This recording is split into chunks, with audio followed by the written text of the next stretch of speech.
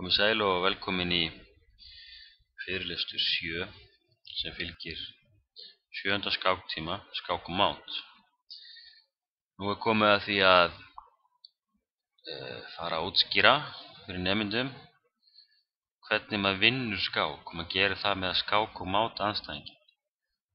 Og krakkar eru smá tíma náði hvað er skák og mát og hvort það sé skák og mát eða hvort að kóngur megi fara þangað eða ekki. En skák og mát er þegar maður hótar að drepa kónginn. Kóngurinn kemst ekki neitt nema þangað sem er líka skák. Hann er semst alveg umkringdur öllum mönnum. Við tökum hérna 3 dæmi. Sem við setjum biskup hérna. Komum sér skák hérna með drottningunni. Er þetta skák og mát? Sjáum það að kóngur má ekki fara hingað, þar er hann einnig drepinn. Má ekki fara hingað, þar er hann einnig drepinn. Ekki fara hingað, þar er drottning, myndi drottningi drepa, og ekki hingað, þar myndi drottningi drepa. Skoðum þá.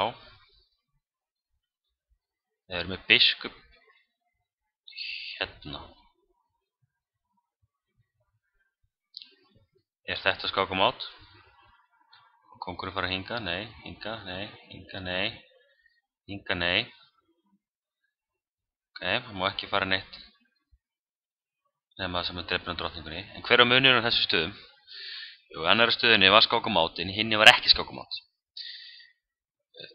Þegar biskupinn er hérna og maður leikur drottningunni hingað, má kóngur bara drepa hann. Það er meðfall, sko. En ef að biskupinn er hér, drottningin hér, þá er biskupinn að gera það sem kallast á skákmáli, hann er að valda drottninguna.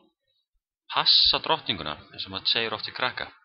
Ef kóngurinn myndi drepa hana, þá getur biskupinn drepið kónginn og þess vegna má kóngurinn ekki drepa. Biskupinn er að valda að passa drottninguna.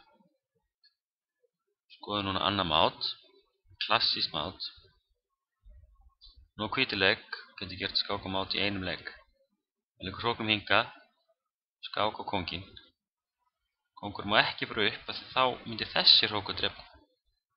Prófum að setja hrókinn hingað og skákum á sama stað. Þá mætti kóngurinn að fara hingað, það er enginn að passa þessa línu. Hrókurinn þyrfti að vera það sem hann var áðan á H7. Hérna er hrókurinn núna. Tekur alla línuna hérna fyrir fram á kónginn. Hrókurinn má fara hingað. Skák má ekki fara upp. Það er skák og mát. Skoðum eitt mát í viðbót.